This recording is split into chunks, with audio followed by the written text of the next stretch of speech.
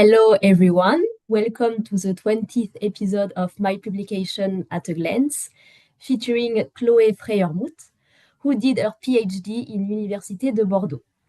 Today, she will talk about a chemical proteomic method to quantify cysteine S acylation. Chloé, the floor is yours. Thank you very much.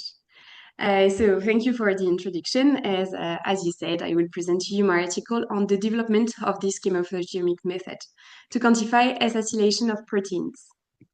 So S-acylation, it's a post-translational modification which corresponds to the covalent attachment of a long-chain fatty acid on cysteine residues.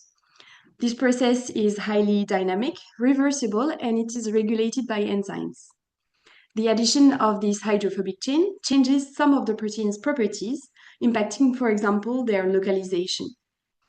Therefore, S-acylation plays a role in a range of cellular processes, and defaults in S-acylation were found to be implicated in diseases.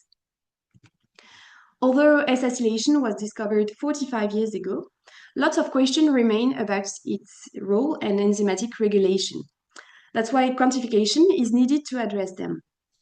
However, this modification cannot be directly observed using antibodies or by mass spectrometry, which makes a straightforward direct quantification difficult.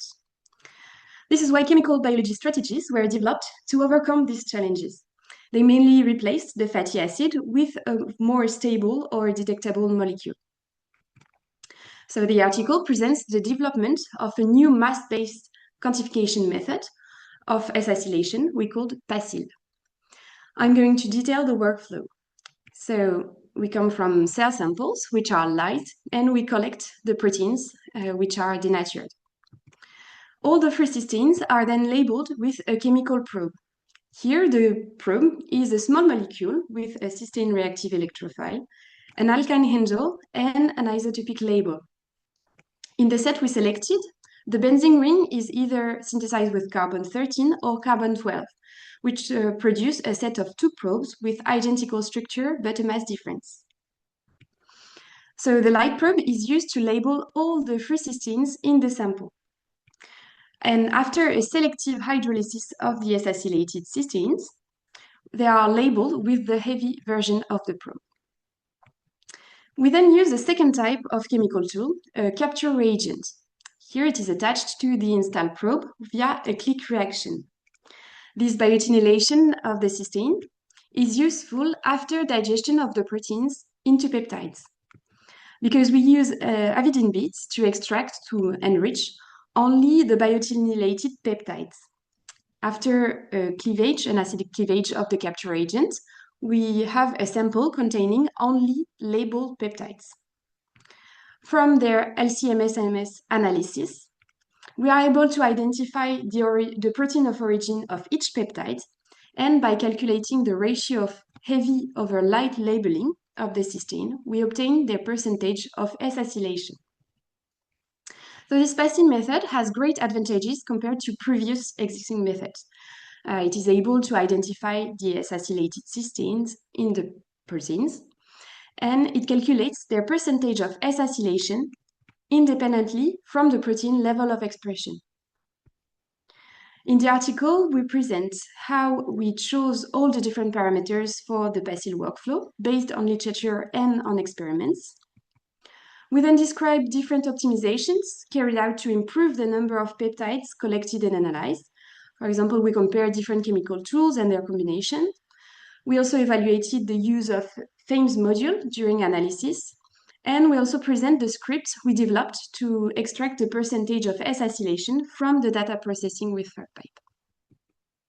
The PASIL method was then applied to study HeLa proteome, where we identified the S-acylation profile of its cysteines. We then studied the variation of S-acylation in this proteome after a stimulus.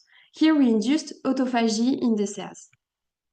We were able to identify different cysteines which were either up S-acylated upon the induction of autophagy, and other which were found to be less S-acylated after autophagy induction. This PASIL method will allow to deeper deepen our knowledge on the role of S acylation in cellular processes by identifying its targets and variation. Apply, for example, to compare a patient and a control will help discover its implication in diseases and to uncover new therapeutic routes. By further optimizing this chemoproteomics method, we could automate it to increase its throughput and its application to large variety of samples and diseases. So you will find all the detail in the article. Thank you, Chloe, for this very nice presentation about FACIL, your new mass-based quantification method. To anyone watching this video, if you are interested in presenting your recently published results with this format, don't hesitate to contact us. You can find all the information on this last slide. Have a good day, all.